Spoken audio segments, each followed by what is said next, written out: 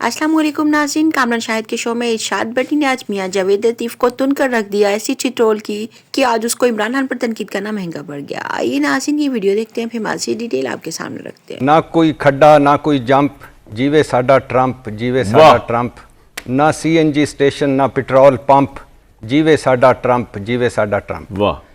दूसरा, bad luck कमला Harris, sorry दीदी, काश आप हमसे रहनुमाई ले लेती, हमारा मॉडल फॉलो कर लेती, थोड़ा सा अपने इलेक्शन कमीशन और सुप्रीम कोर्ट पर फोकस कर लेती तो ट्रंप पार्टी अल्हम्दुलिल्लाह टूट चुकी होती, ट्रंप से इंतखाबी निशान छिन चुका होता, इंतखाबी नताइज रुक रुक कर आते, इंटरनेट बंद हो जाता, फॉर्म 47 वजूद में आ जाता और आज आप विक्ट्री स्पीचें कर रही होती और ये जो उल्टे पांव लुडियां डाल रहा है ट्रंप, ये आज नाहल होकर जेल में बैठा होता। दीदी, कामला दीदी, आपने कोई हमसे नहीं सीखा। आपके पास ना भुट्टो ज़िया के मिलाने का ऑप्शन आपने इस्तेमाल किया, ना दोबारा गिनती के केस ले जाकर किसी काजी के पास आप पहुंची, ना इलेक्शन एक्ट में आपने तब्दीलियां की। तो ये मुकद्दर तो आपने बनना था। आप कर लें तकरीरें और जाके घर बैठ जाएं, ट्रंप साहब आएंगे और फिर लग पता जाएगा। अच्छा, अब ट्रंप आएगा तो क्या करेगा ये तो बताया ना भट्टी भाई। और अगर नवाज शरीफ साहब प्राइम मिनिस्टर होते हैं, मुझे गुस्सा चढ़ गया, अब जोश मेरा प्लीज सुन ले, उसी पे आ रहा हूं, सुन ले प्लीज सुन ले थोड़ा सा। एक आप तो ट्रंप से हलफ बर्दारी से भी ज्यादा काले निकल रहे हैं, थोड़ा सा सुन ले। जी जी जी। दूसरी बात कि आपने भी कहा कि अमेरिकी इन्फ्लुएंस होता है, मजहर भाई ने भी कहा, और जवेद लतीफ़ साहब ने तो मुझे जवेद लतीफ़ साहब के मुंह से जब भुट्टो की तारीफ निकलती है तो दिल मेरा ना बर्फ के ब्लाक लग जाते हैं। तो लेकिन उन्होंने भी कहा कि भुट्टो को, और उन्होंने अल्हम्दुलिल्लाह कहा कि नवाज शरीफ साहब ने एटमी धमाके किए, 12-13 किताबें लिखी जा चुकी हैं, क्यों किए थे, किस तरह किए थे, कैसे किए थे, और वो उनके दौर में हुए, मानना चाहिए। लेकिन AQ खान साहब, जुल्फ़िकार अली भुट्टो साहब, ज़ियाउल हक साहब, गुलाम इसाक खान, समर अहमद मुबारक साहब और हज़ारों गुमनाम मुजाहिद उनकी वजह से यहाँ तक पहुँचा था। खैर, अब नवाज शरीफ साहब प्रेशर सह जाते हैं कि नहीं। इस पे आने से पहले ये बताता चलूं कि बिलाशुबा जुल्फी बुखारी साहब ने कहा है कि उन्होंने तो ये तक यहाँ तक कह दिया है, और ये मैं अंसार अब्बासी साहब से पहले अपने प्रोग्राम में वो बता चुका था कि जुल्फी बुखारी साहब कह रहे हैं कि मेरे ट्रंप और उनकी बेटी से ताल्लुकात हैं, और ये थे यानी उनके बिजनेस। आपको लगता है कि सीरियस बात हो रही है? वैसे ये हुकूमत पाकिस्तान को नर्व करने के लिए कहा है जुल्फी बुखारी ने, अननर्व करने के लिए। सॉरी, आप कर लें पहले बात, फिर मैं बाद में कर लेता हूं। नहीं, आप कर लें दरमियान में बात। अच्छा भट्टी साहब बोले, कंप्लीट कर ले भाई, कंप्लीट कर लें, बात तो कंप्लीट होने। अच्छा, कर ले यार, खुदा के लिए आप बात की कंप्लीट नहीं करने देते। आपको पता नहीं क्या सवाल दरमियान में आ जाता है। चले बोले जी, बोले। अब बात तो कंप्लीट कर ले, बोल लें भट्टी साहब। तो बिलाशुबा जुल्फी बुखारी साहब कह रहे हैं कि उनके दामाद और बेटी के साथ ताल्लुकात थे। बिलाशुबा वो तो यहाँ तक कह चुके हैं कि मेरी ट्रंप साहब से मुलाकात भी हुई इलेक्शन से पहले, और मैंने सारी इमरान खान साहब की जो नाइंसाफ़ियाँ हुई वो भी उनको बताई, और उन्होंने बड़ा तशवीश का इज़हार किया। और 3 पाकिस्तानी जो कारोबारी हैं, 62 पाकिस्तानी, उनके फ्लोरिडा में ट्रंप साहब से मुलाकात हुई डिनर पर, उसमें भी एजेंडा इमरान खान था। और एक और 62 पाकिस्तानी जो इमरान खान का मुकदमा लेके ट्रंप साहब की बहू के पास गया, उनमें इमरान खान साहब का कज़न भी साथ था एक। अच्छा। तो बहरहाल वो तो 3 लॉबिंग फर्म्स भी हैं, उनकी फंडिंग भी है, पाकिस्तानी कितने 62 हैं अमेरिका में, वो सारे हैं।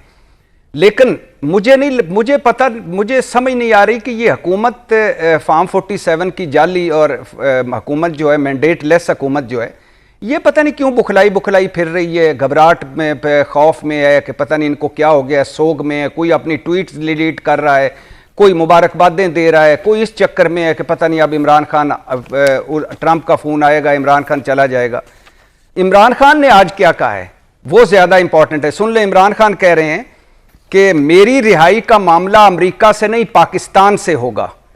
मुझे सिर्फ ट्रंप साहब को मुबारकबाद, लेकिन मुझे सिर्फ इतनी उम्मीद है डोनाल्ड ट्रंप से कि कम से कम वो न्यूट्रल रहेंगे। आप पता नहीं कौन से वाले न्यूट्रल वो कह रहे हैं, जो बाइडन की तरह नहीं होंगे, जिन्होंने हुसैन हक्कानी की मेरे खिलाफ लॉबिंग पर एतबार कर लिया। मुझे अमेरिका से कुछ नहीं चाहिए। मैं नवाज शरीफ और जरदारी नहीं हूं कि भाग जाऊंगा या डील करूंगा। मैं उनकी तरह होता तो अब तक जेल के बाहर होता। मेरे और उनमें यही फर्क है। और वो अब इमरान खान कह रहे हैं कि मुझे अमेरिका से कोई तवक्को नहीं है, ना मैं अमेरिका से कोई तवक्को रखता हूं, मेरी जो रिहाई है वो अदालतों से होगी। तो बाकी पार्टी जो उनका चला रही है, जो पार्टी कर रही है, या जो पहले भी वो कांग्रेस ने करारदाद पास की, फिर कांग्रेस ने खत भी लिखा जो बाइडन को, भट्टी साहब पॉइंट आ गया आपका, ग्रुप भी, फिर अब मैं एक सवाल आपसे करूं, फिर उसके बाद सुनिए दो जुमले सुन लीजिएगा। फिर उसके बाद जो बरतानवी पार्लियामेंट को 22 लोगों ने खत लिखा वजीर आजम बरतानवी को। तो अब आ जाइए नवाज शरीफ साहब पर।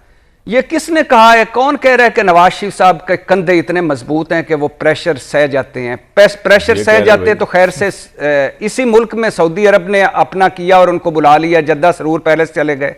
दूसरी मरतबा प्रेशर आए तो रहम की अपीलें करके इलाज करवाने लंदन चले गए। फिर उस वक्त तक वापस नहीं आए जब तक कोई गारंटियों भरी और रिस्क फ्री वापसी नहीं हुई। कहते थे उमर अता बदयाल जाएंगे, काजी आएंगे, फिर नवाज शरीफ साहब तशरीफ लाएंगे, और ऐसे ही हुआ। और फिर जो बड़ी सीट पर छोटा आदमी बैठा था उसने आकर तायात नाइली खत्म की। और फिर उसके बाद अब प्रेशर आया था, अब था वो प्रेशर कि उनकी पार्टी हार गई थी, ठीक है, वो खुद भी सीट मुबैना तौर पर हार गए थे, तो प्रेशर लेते, खड़े रहते, बड़े बनते, कहते कि ये सीट मेरी नहीं है, ये हुकूमत मैंने नहीं लेनी और मैं खड़ा हूं अवाम के लिए। वो तो इतना प्रेशर बर्दाश्त नहीं कर सकते, बजट सेशन में उन्होंने छुट्टी ले ली। तो कौन सा नवाज शरीफ साहब प्रेशर बर्दाश्त करते हैं और कौन सा उन्होंने प्रेशर लिया है? बस करें इस गुब्बारे में। आपका पॉइंट आ गया, लेकिन आपने एक बड़ी इंटरेस्टिंग बात की कि इमरान खान ने आज मीडिया से बात करते हुए बकौल आपके कहा कि मेरा रिहाई का मामला अमेरिका से नहीं पाकिस्तान से होगा और अमेरिका से मुझे कोई तवक्को नहीं है, अमेरिका सिर्फ न्यूट्रल रहे।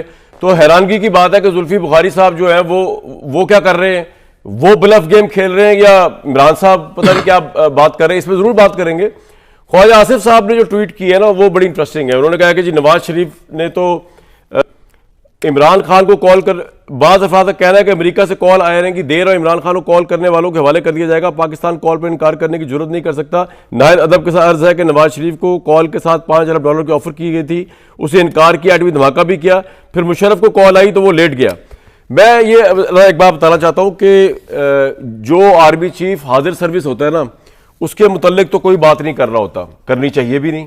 हमारा बड़ा सेंसिटिव मामला है, सिक्योरिटी का मामला है, और अगर हम रिस्पेक्ट नहीं करेंगे फौज पाकिस्तान के सिपह सलार की, तो हमारी सिक्योरिटी की कौन रिस्पेक्ट करेगा या उसकी वो करेगा। लेकिन अजीब बात यह है कि जो आर्मी फौज पाकिस्तान के सिपह सलार की, तो हमारी सिक्योरिटी की कौन रिस्पेक्ट करेगा या उसकी वो करेगा। लेकिन अजीब बात यह है कि जो आर्मी चीफ एक दिन रिटायर हो जाता है, उसके बाद यही पॉलिटिशियंस जो है जो उसकी धज्जियां उड़ा रहे होते हैं, ये बड़ी हैरानकुन बात है।